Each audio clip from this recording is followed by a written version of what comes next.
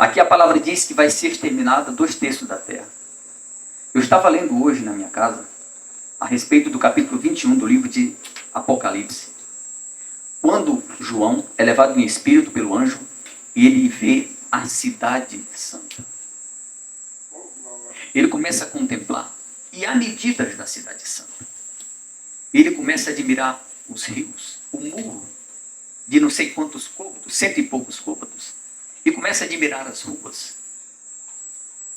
A gente, quando não tem muito contato com a palavra de Deus, essa passagem bíblica tão séria entra um ouvido e sai no outro.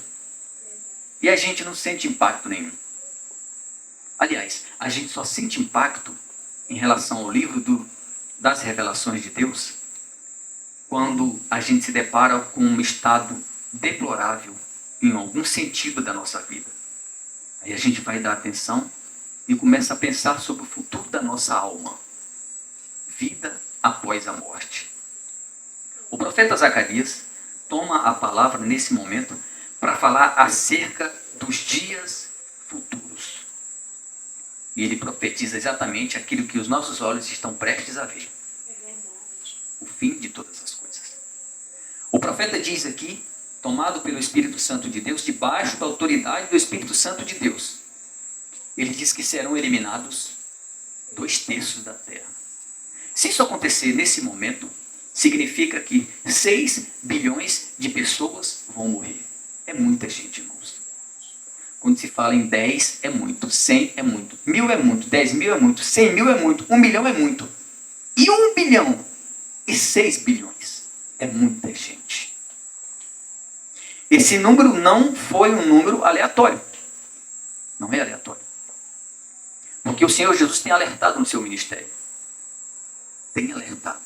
Esforçai-vos para se manter na porta estreita, porque larga é a porta da perdição. O reino dos céus é tomado por esforços.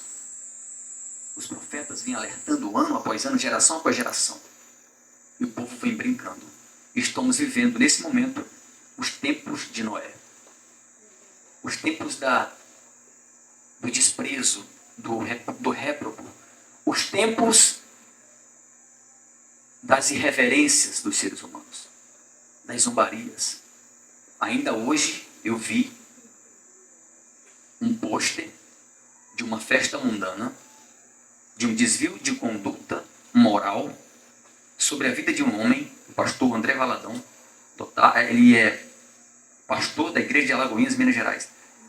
Esse homem fez uma pregação para falar sobre as consequências do desvio da conduta moral. E ele abordou um tema que é um tema muito polêmico. Mas a Bíblia não tem esse de polêmico, não. A Bíblia está aqui para falar a verdade. E aquele que se acovardar e maquiar a palavra de Deus, esse não tem parte com Deus. E não tem parte com a verdade. É verdade, sim. E aquele homem tomou a palavra e fez esse esboço. E está sendo perseguido para ser preso, talvez até morte. Por uma tribo de gente, né? Desviaram, perverteram-se em seus caminhos e não aceita a verdade vinda de Deus, vinda da Bíblia. E nós estamos vivendo exatamente esse tempo. Num curto período de tempo, é o que os grandes estudiosos da palavra de Deus, baseada na própria palavra de Deus, num curto período de tempo, a porta da graça irá fechar. Pessoas irão ficar lá fora gritando, chorando. Mas nós estamos aqui nesta noite para reafirmarmos o nosso compromisso com Cristo. Glória a Deus por isso. E o apóstolo e esse profeta diz que 2/3 serão eliminados, mas a terceira parte restará. E se eu fizer parte da terceira parte, eu já estou eleito? Não. Eu ainda vou ser provado. Aí é que está. Irmãos, o reino dos céus é tomado por esforço. É difícil entrar no céu. Não é fácil. Você já sonhou com alguma coisa terrena, lícita, do ponto de vista humano, em concordância com a doutrina, sã doutrina de Deus? Não é difícil conseguir? É difícil conseguir. Dentro das 4 linhas, como diz o ditado popular. Você tem perseguição de todos os lados. Agora imagine você ir para um lugar que não tem contaminação nenhuma. Meus irmãos, para entrar nesse lugar é difícil. É muito difícil. Aquela terça parte que restar, é aqui que diz o profeta, vai ser provado no fogo. Quando um garimpeiro acha o ouro bruto lá a 300 metros, que está dando lá a alguns garimpos, 300, 400, 500 metros, 1 quilômetro até, ele pega aquela pedra, que tem sim um resquício, pela sua experiência, ele vai dizer que é ouro, mas passa por um processo muito rígido de apuração, para que seja, enfim, considerado e visto como ouro.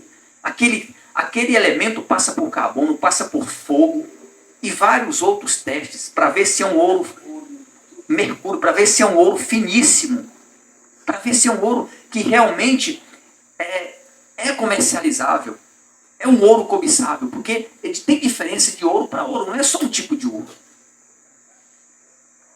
O que o profeta diz, tomado, o que o profeta diz sobre a autoridade do Santo Espírito de Deus é que nós, que nos achamos nessa terça parte, nós vamos ser provados ainda. Como será? Mas se eu já sou a terça parte, o Senhor Deus não me estipou, não me eliminou. Suponhamos que seja nesse exato momento da humanidade.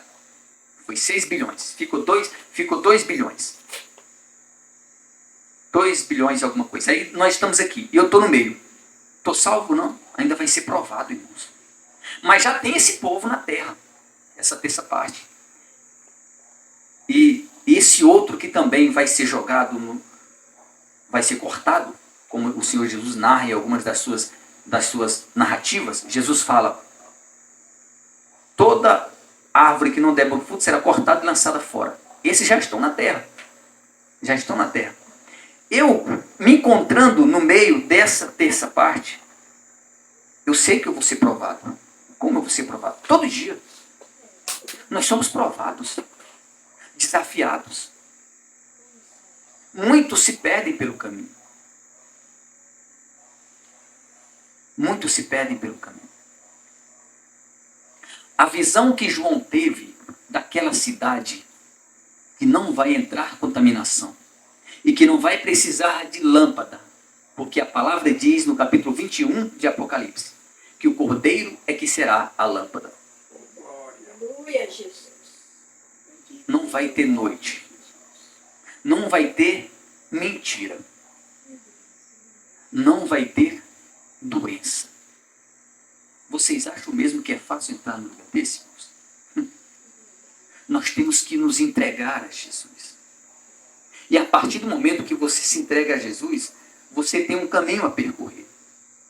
A palavra diz que depois que o apóstolo Paulo viu Jesus no caminho para Damasco, ele passou 12 anos, é isso mesmo, 12 anos sem ensinar a palavra de Deus. Ele foi expulso, assim que ele recupera a visão, pelos próprios... As pessoas não acreditavam nele, e é difícil acreditar. Mudou da água para o vinho do dia para o outro. Nem todo mundo está no Espírito. Ananias, Barnabé, foi um dos que depositaram confiança nessa conversão de Paulo. Mas ele ficou 12 anos fazendo sabe o quê? Sendo tratado. Tem um caminho, meus irmãos, para poder. Paulo fez muito mal às pessoas. Muitas pessoas choraram por causa daquele homem que liderava caravanas para chicotear, para destruir vilarejos, destruir tendas, expulsar pessoas, ordenar perseguições e castigos severos. E ele disse, mas assim, mesmo assim, eu quero. Ele ficou afastado e depois ele se levantou como um grande escritor da nossa igreja, da Igreja de Cristo, do Novo Testamento. A exemplo de Paulo, cada um de nós, talvez não com tanta força, mas um dia das nossas vidas, andando com Jesus, nós vamos ser provados. Eu não trago para os irmãos, nem para mim, a mensagem de refrigério. Porque tal qual foi nos primeiros séculos, quando Jesus apareceu para nos resgatar, veio para nos resgatar. Tal qual foi a partir de que Jesus voltou para a sua glória, está sendo nos dias de hoje a perseguição, a morte. Porque eu, como um cristão pentecostal, eu tenho a obrigação, não com homens, mas com o caráter de Deus, com a verdade, de dizer o que está nessa palavra, de dizer o que está na Bíblia. E nem sempre eu vou ser aceito, porque eu não posso prometer para você, eu não posso prometer para mim, eu não posso mentir para mim e dizer que agora estou eleito, agora a minha alma pode descansar. Não. Não teremos glória nessa terra. Nós não teremos glória nenhuma nesta terra. Nós seremos... Se o profeta messiânico diz que o Senhor Jesus, olha só, o Senhor Jesus foi o mais humilhado, o mais ultrajado, e não viram nele nenhuma formosura e nenhuma beleza. Será que eu sou digno de usufruir de algo disso? Não. A nossa glória não é desse mundo. Ela não está aqui. Verdade. É por isso que nós temos que olhar para Jesus. Nada é meu. E se for o que está saindo nesse momento, as palavras que estão saindo da minha boca não são minhas. Isso aqui não é meu. Eu nada tenho. Nada eu tenho. Porque tudo é de Deus. Nós não podemos elogiar, admirar homens e mulheres, porque eles não são donos do que eles parecem serem. Eles estão usando algo que é de Deus. Aleluia. Tudo é de Deus, conforme diz Romanos 11:36. Tudo é dele, por ele e para ele. Aqui o profeta tem uma preocupação muito peculiar. No versículo anterior, ele diz: desperta, ó espada, contra o meu pastor e contra o homem que é o meu companheiro, diz o Senhor dos Exércitos. Fere o pastor e as ovelhas ficarão dispersas, mas volverei mão para os pequeninos. Aleluia. Mataram o nosso Cristo. E ele está no lugar que sempre esteve, à direita do Pai. Mas ele deixou um plano para nós. Nós temos o poder em Cristo Jesus. Veja, todo o poder que Jesus teve enquanto homem, ele transferiu para mim, transferiu para você, para cada um de nós. Todas as maravilhas que Jesus fez, ele fala: tudo que pedires ao Pai com fé, em meu nome recebereis. Tudo nós podemos. Tudo podemos naquele que nos fortalece. Nós temos que vigiar, irmãos. Temos que vigiar muito, para que o nosso nome seja achado no livro da vida. O reino dos céus não tem mais tempo. As igrejas estão batendo no ombro e aceitando pessoas, vivendo uma vida promíscua, vivendo uma vida contra os princípios de Deus, e dizendo paz, paz, mas não tem paz. Nós precisamos urgentemente pensar nessa questão. Eu tenho que me policiar, porque a qualquer momento eu posso partir. E como está a minha alma? Ou Jesus pode voltar. Eu estarei preparado? Eu serei como uma das noivas sensatas? Como é que está o meu armazenamento de azeite? Como anda a minha fé? Como anda a minha obediência? Como anda a minha sujeição a Deus, a minha retidão, o meu respeito ao sagrado? Jesus vai pedir conta de tudo isso.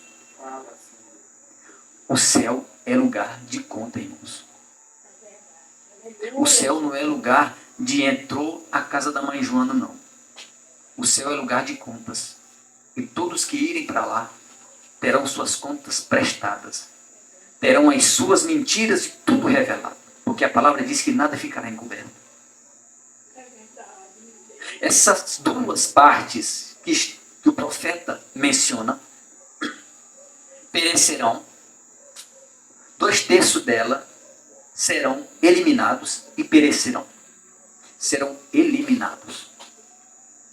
Como não será triste para nós, a essa altura da nossa vida, ver as pessoas que nós mais amamos, a nossa mãe, o nosso pai, se perdendo. Será muito triste.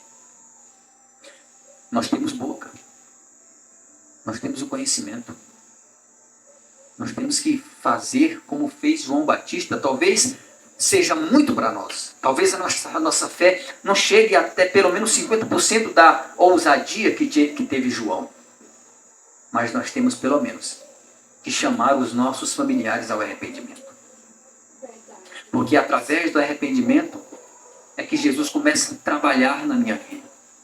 É através do eu reconhecer, sim, Senhor, eu estou desse jeito mesmo. Eu estou feio, maltrapilho, eu estou bagunçado. Eu não sou digno do Senhor. Me aceita de novo. Humilhar, reconhecer a culpa. Através daí, Jesus começa a trabalhar na minha vida. E quando Ele trabalha na minha vida, e eu me submeto ao processo da libertação do pecado, eu posso estender isso para o meu irmão. Ainda que ele não me escute, mas eu não posso reter o que eu encontrei, o que eu ganhei de graça, que é o conhecimento pleno da verdade. A única forma de nós nos encontrarmos nessa parte que será provada é através do nosso quebrantamento com Deus.